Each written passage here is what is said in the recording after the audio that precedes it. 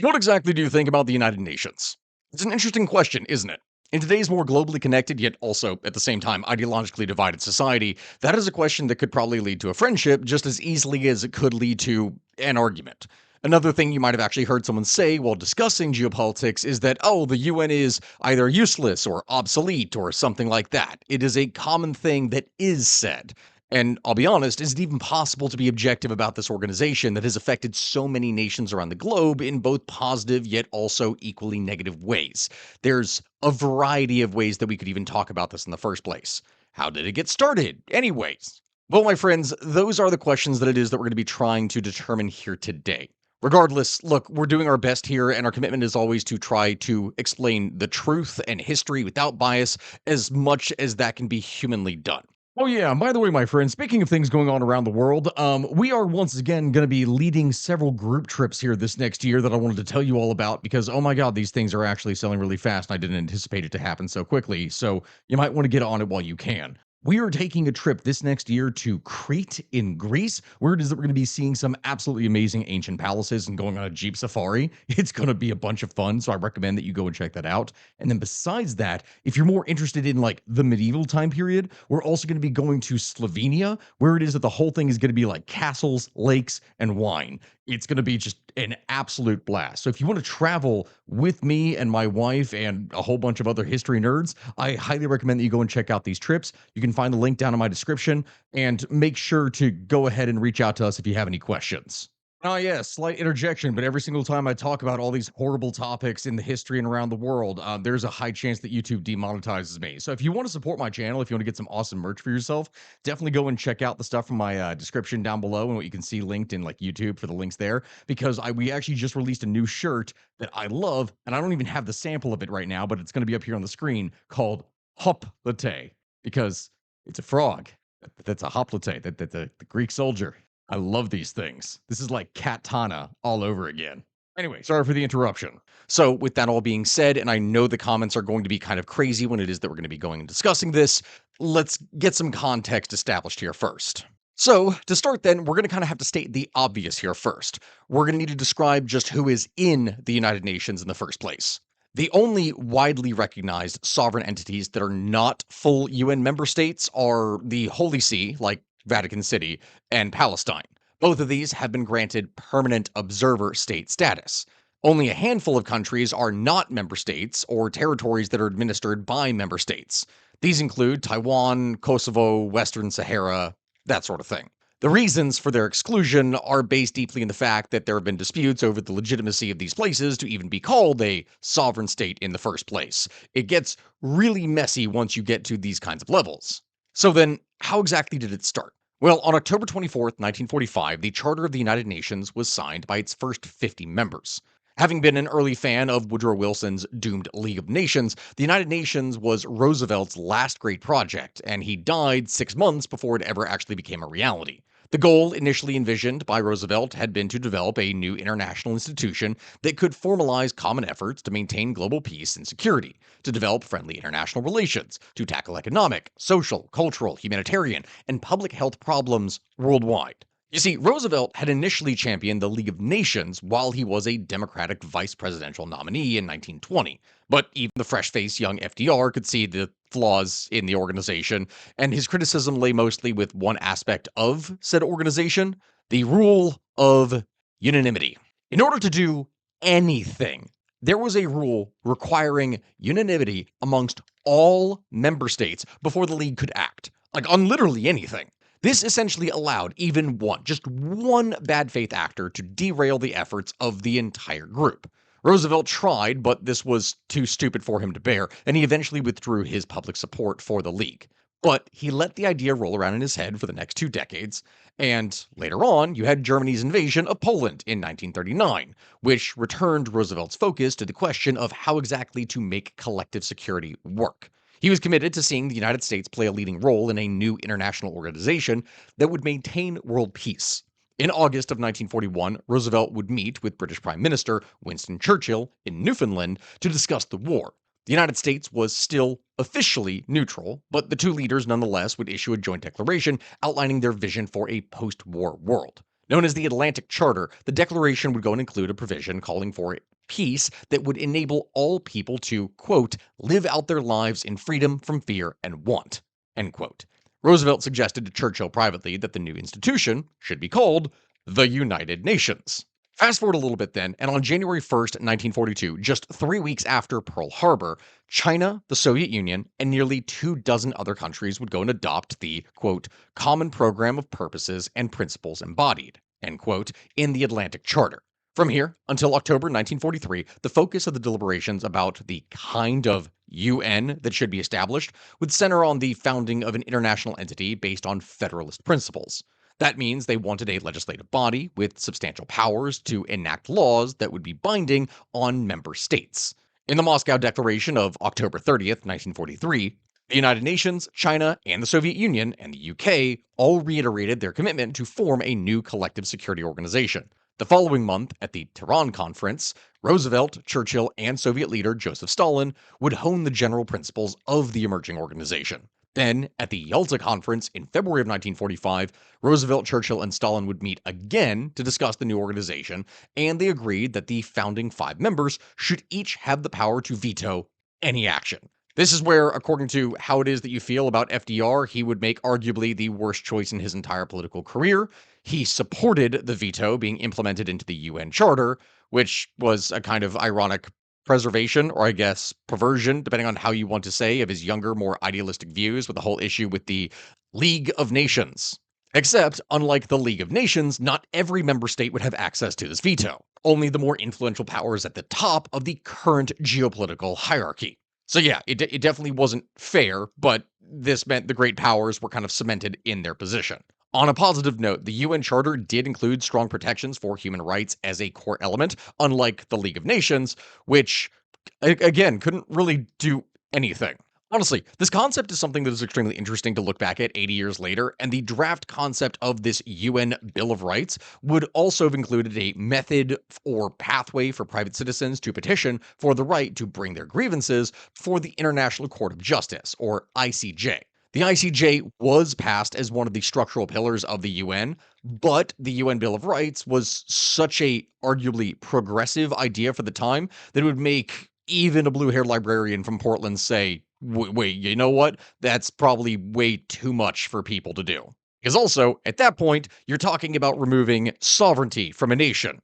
It would eventually get passed a few years later, though, as the UN Universal Declaration on Human Rights. There's just there's a lot of possible issues that we have going into this that people are going to debate in the comments. I already know what's going to happen here. Either way, what Roosevelt and the others had actually done was install a kind of new world order. And before anyone thinks I'm talking about conspiracy theories here, no, I'm being actually very literal. The reasoning for the creation of the 5 permanent members of the United Nations was to enshrine their world power status and to ensure their influence over the geopolitical world for generations to come. The 5 permanent members are, as I said here before, the United States, the United Kingdom, France, Russia, and China. Like, really, the truth is, you don't need an Illuminati-style secret society to run the world. You just need to really be in the right place at the right time with the right leverage, like the 5 permanent UN Security Council members were. Now, we'll get into how they've acted as permanent members here shortly, but first we'd like to go over perhaps the UN's most shining moment of victory before it is that we discuss all the problems and numerous failures that it has had. On a more positive note, at the end of World War II, when Japan would surrender to the Allies in 1945, Korea was liberated from the Japanese colonial rule, only to be divided and occupied by the 2 major superpowers of the Cold War era. The United States would occupy the southern half, and the Soviet Union would occupy the northern half, and under the occupation rule by the 2 ideologically opposing foreign regimes on each side of the 38th parallel, 2 separate Korean governments were formed in 1948. Backed by the United States, the government of the Republic of Korea, the ROK, was headed by Syngman Rhee, while the Northern Government of the Democratic People's Republic of Korea, the DPRK, was headed by Kim Il-sung with the support of the Soviet Union. Now, both Syngman Rhee and Kim Il-sung aimed to reunify Korea under their own political systems. And while Rhee called for a democratic government, eventually, he was a bit of a dictator here for quite a while in the beginning, Kim wanted to establish a communist government for the reunified Korea. Such competing interests would create a lot of tension and mutual enmity between the South and the North, and persecutions of the groups and individuals who exhibited affiliation to the opposing political system in each half of the peninsula would further polarize Korea, which, as we all know, ended in conflict. The Korean War would break out in the summer of 1950, and the North would attack first, quickly overpowering the South. The United States came to their aid and had the support of President Truman and Secretary of State Dean Acheson. Even though they had more numbers in the beginning, the North, who called themselves the Democratic People's Republic, would still continue to push hard against the allied US and ROK forces. The North nearly won the whole damn conflict in the first month when it is that they had pushed the allied forces all the way back to Busan, the furthest southeastern port city on the Korean peninsula. And here, in a last stand, they held on to the last city in Korea that the North hadn't conquered. There, they held a 140-mile perimeter around Busan and held out against relentless attacks from the north. But eventually, as more US forces would arrive, and air superiority and naval bombardments would break down the northern offensive, while also successfully retrieving supply drops that kept going, this would bring General Douglas MacArthur time to group up forces and perform a surprise amphibious landing at Incheon, further up the coast and far behind North Korean lines. There, he and his men would wreak havoc on northern supply lines and reinforcements, breaking their momentum. The next day, the UN 8th Army would launch a massive offensive to break out of the perimeter and push the enemy back. And this changed everything. Having just been subjected to one of the military history's greatest flanking maneuvers and cut off from supplies, the North would shrink back quickly, which turned into a full on fleeing as they were routed northward. With this newly acquired momentum, the US led UN forces would advance past the 38th parallel into the Northern Territory. And soon, the Chinese would enter the war on behalf of the DPRK in late October, namely to defend its borders from the US UN advance, although the decision was determined by Chairman Mao very early in the war.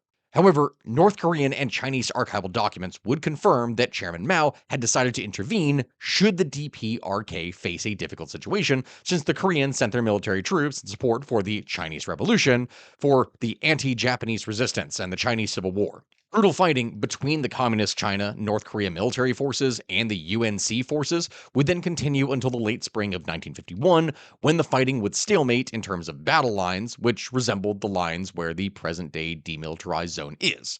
2 years of slow negotiations and a brutal, near standstill form of trench warfare fought in the mountains and valleys would follow this time. Then, a ceasefire was signed, and the demilitarized zone was set at the 38th parallel, with the war not technically ending and the Korean people remaining divided for the next 75 years.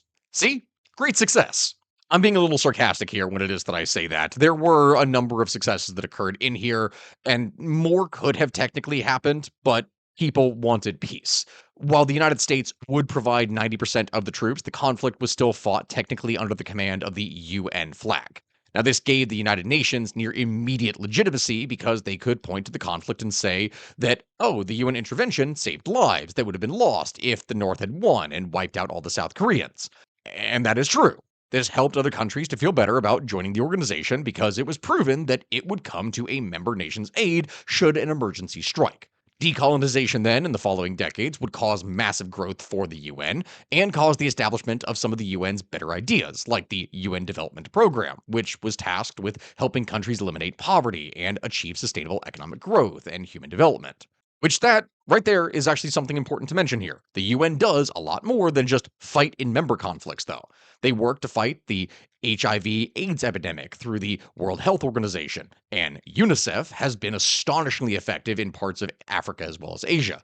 And if we just look at their vaccination program alone, they've saved over 154 million lives over the past half century or so. Easily preventable diseases in children like measles, mumps, malaria, etc., have seen their numbers plummet in recent decades, and it's primarily due to UN health programs. In fact, the World Health Organization would officially eradicate smallpox in 1980 through programs like this.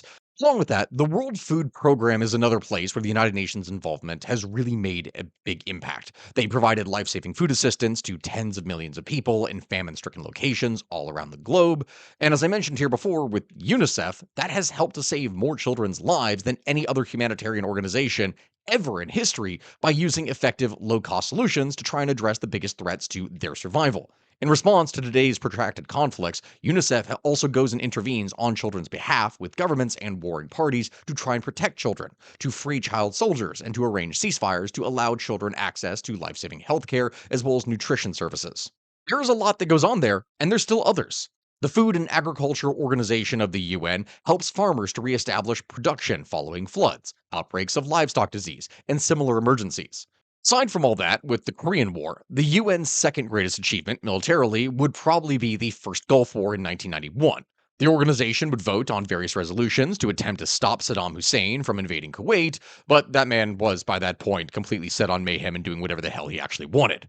This was arguably, the peak of UN effectiveness.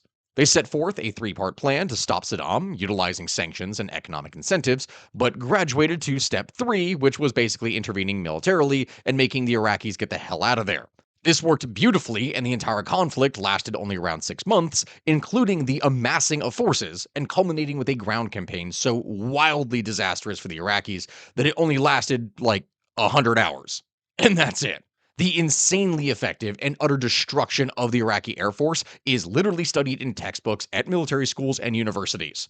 And all of it had UN approval and was led by US forces.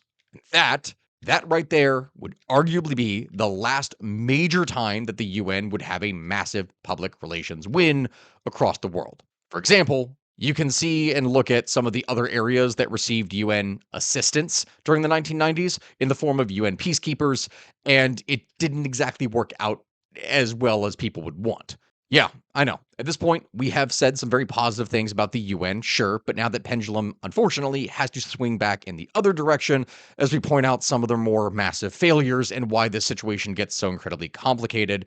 And the answer to the question that we were asking in the beginning is so hard. See, in 1994, the Rwandan genocide would occur, and roughly 800,000 people, most of them ethnic Tutsis, were systematically slaughtered. And when I say systematically, I mean like people were going door to door with a machete and asking if you and your family were Tutsis, and if you responded yes or couldn't prove that you weren't a Tutsi, they would simply hack you to pieces in front of your family, and then if you were lucky, they wouldn't also hack up your family afterwards. The UN peacekeepers under a French commander were on site and sent desperate warnings to the UN Security Council that a major massacre or genocide of some type was imminent. And the Security Council ordered them to do nothing. So they had to watch as hundreds of thousands of people were slaughtered and literal streams of blood flowed through the streets. Half a country was silenced in the space of a few days. Eventually, the peacekeepers would withdraw entirely and abandon the remaining survivors to their fate. Rwanda is something that remains one of the clearest examples of institutional failure in UN history. The UN system had warning signs, yet it lacked an adequately empowered, resourced, and politically supported mission. The response was shaped by member states that did not want casualties. They did not want high costs. They wanted to avoid language that would trigger binding obligations. The gap between what was morally required and what was politically funded became deadly. Along with this, in the former Yugoslavia, the United Nations would fail to keep peace again during the early to mid 1990s.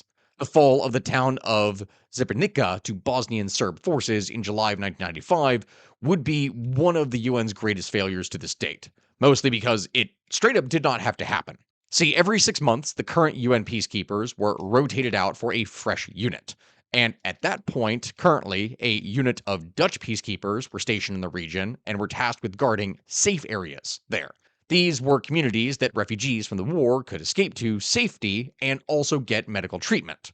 Then, in March of 1995, Radovan Karadzic, president and supreme commander of the armed forces of the self-proclaimed entity of the Republika Srpska. Dakota, put this word up here in the first place. Yeah, I'm not going to be able to pronounce that. He would instruct the Bosnian Serb forces to eliminate the Muslim population from Srebrenica and the Zepa enclaves. Directive 7, as it became known. And this is something that would serve as a precursor to the crimes of July of 1995. The Drina Corps was ordered to create an unbearable situation of total insecurity with no hope of further survival for life or the inhabitants of Srebrenica. And this went horribly.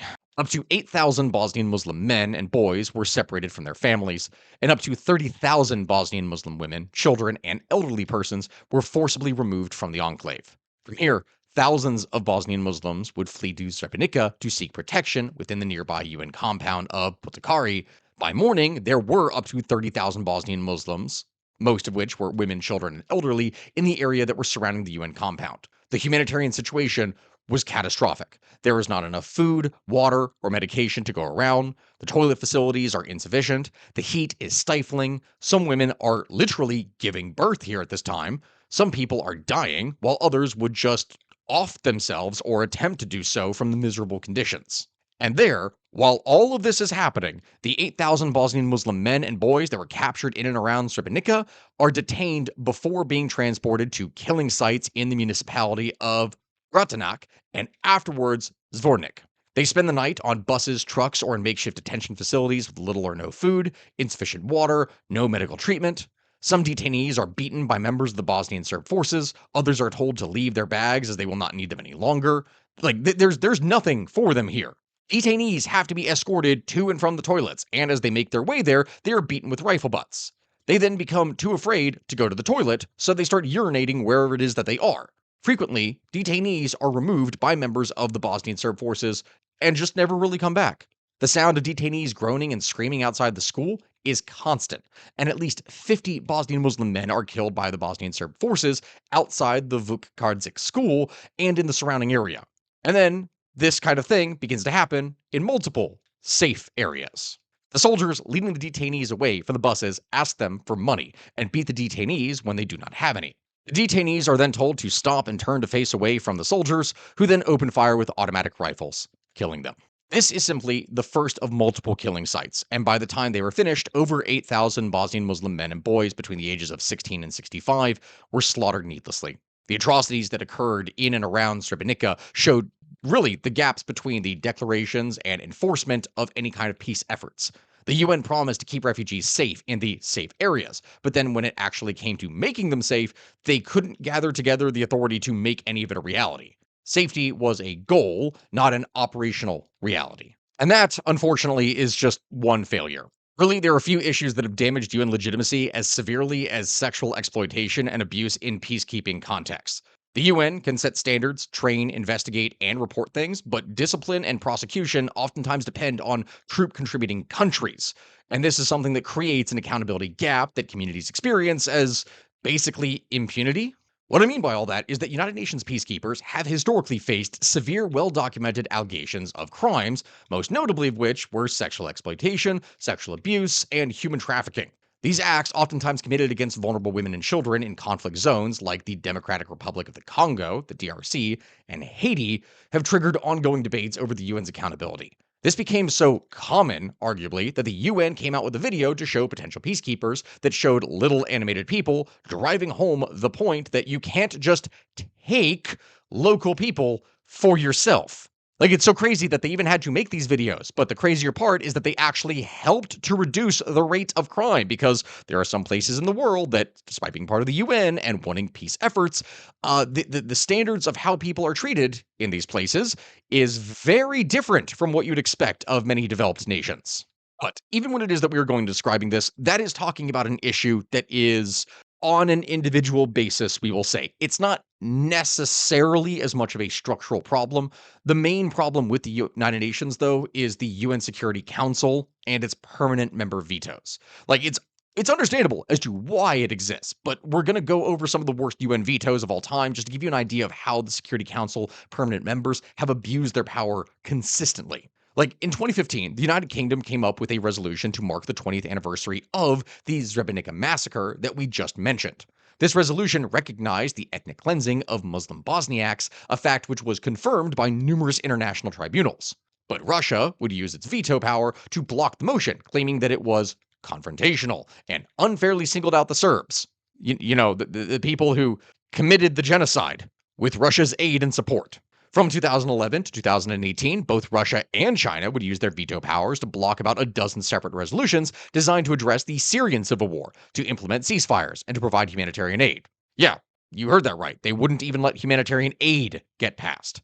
These vetoes not only shot in the foot the most coordinated efforts of the international community to do something about the situation, which went on for over a decade, but they took those efforts out behind the woodshed and made them dig a 6-foot hole, and then ended them, kind of like the Serbs.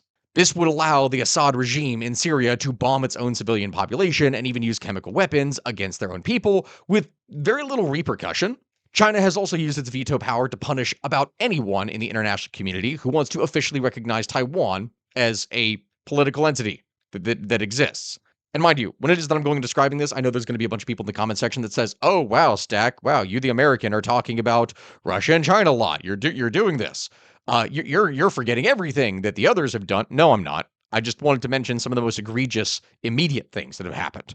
It's not only Russia and China that are abusing their veto powers historically. Like during the 1970s and 1980s, the US, along with the UK and France, would repeatedly use their vetoes to block the passage of any UN sanctions, embargoes, or even condemnation of the apartheid regime in South Africa. This silence from the world's richest and most prosperous countries allowed the apartheid system to remain in place for arguably at least another decade longer than it should have been able to. Like, there's a reason that Nelson Mandela loved the American people historically, and yet also hated its government and foreign policy. That is something that happened. They refused to acknowledge a horrific regime that was committing atrocities simply because Mandela had made diplomatic visits with Fidel Castro and other communist world leaders. Yet those visits were to repay those communist countries for showing their support to the anti-apartheid movement before the system was removed from power. So basically, even the Russians knew apartheid was wrong, but America and its allies refused to admit it. This is something that happened. This was definitely a low point for the leaders of the Western world. Another severe low point would appear in 1994 when the US and France attempted to pre-veto. They told the leaders from all the other countries that they would veto any motion that formally used the word genocide or assigned any large amount of peacekeepers. Because of this cowardly position, the 100-day long systematic slaughter of the 800,000 Rwandans was allowed to happen. So yeah, there's a lot. And the final two examples of bad vetoes that we're going to give here are the most likely to cause arguments. So we're just going to say it and get it out of the way. Russia used its veto power in 2022 to keep the UN from interfering in its planned invasion of Ukraine. And so far, the Russians have lost somewhere around 550,000 men or so that may have been killed, and around twice that many injured, maybe. The numbers are kind of all over the place. So you can really be a judge of how successful that move actually was. 4 years later, and Putin still can't take everything there over. Yeah. Then, in November of 2024, Russia was the sole Security Council member to veto a UK drafted resolution that was designed to stop the violence in Sudan's catastrophic civil war. The resolution demanded an immediate cessation of hostilities by warring factions and called for safe passage for life-saving humanitarian aid to starving and displaced populations. But the Russian Africa Corps is involved in a lot of different conflicts, so they don't want anything like that to happen. I guess technically when it is that I'm going and describing it, that was two situations, but that wasn't the other one that is supposed to cause an argument. The other one that would cause an argument is that the United States is also actually guilty of one of the most appalling misuses of UN veto powers. In 1986, the International Court of Justice ruled that the US had violated international law by mining Nicaragua's harbors and funding the Contra rebels. Nicaragua would go and take issue to the UN Security Council, and can you guess what happened next? Yeah, that's right. The US used its veto power to block the international criminal investigation onto itself. This sent the message to many other member states that international law didn't really apply to the US or really any other permanent member of the council. How could they be so sure? That is because the United States had done the exact same thing 3 years prior when they'd used their veto power to shut down a case against them for invading the island nation of Grenada to remove its Marxist government. Though that one is a little bit more complicated considering all the different factors. It's still something that is related to the UN. And then, besides all that, there's the Gaza issue. Now, my friends, I know that I have not done a full video on the whole conflict with Israel, Palestine, Gaza, etc. And one of the reasons that I haven't done that is because I technically did, and then it was removed off of YouTube when I tried to post it and do things in the first place, literally years ago when the conflict first began. That is something that I'm going to have to wait for a while to be able to compile things, because there's probably no issue on this earth right now that is more contentious for people, that turns everything into a massive fight where people just do not really listen to logic and reason. They only want to care about their own personal feelings on the matter.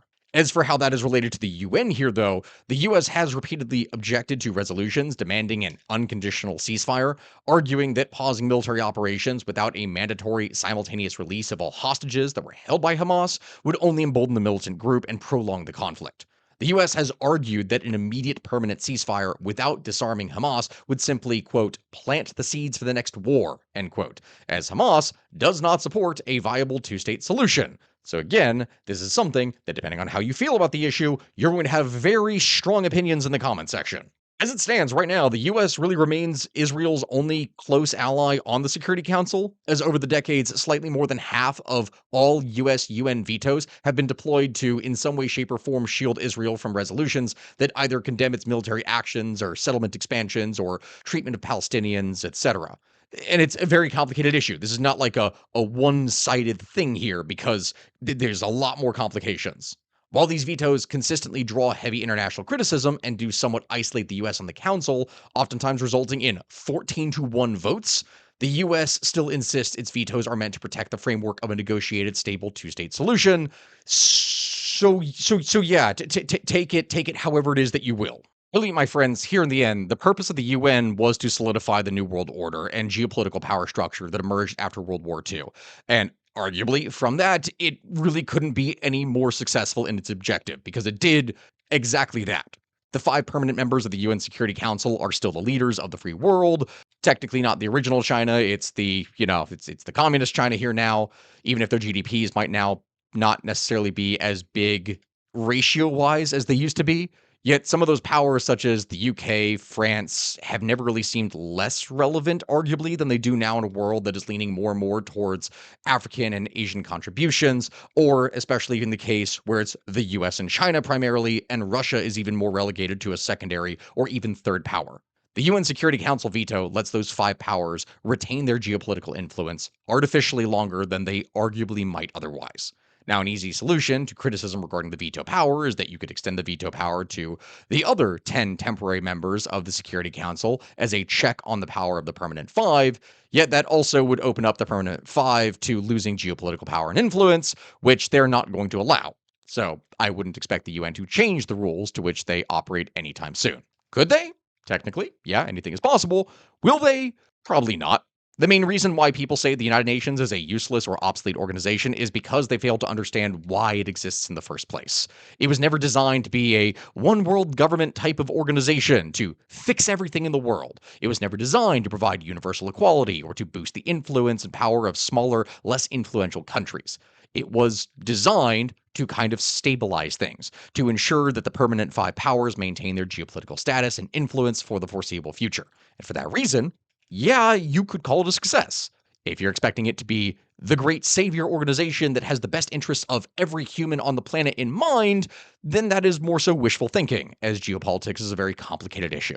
The veto isn't just a part of the UN Security Council, it's the entire reason that it exists. A power structure where those on top never get rotated out, and it is performing just as planned.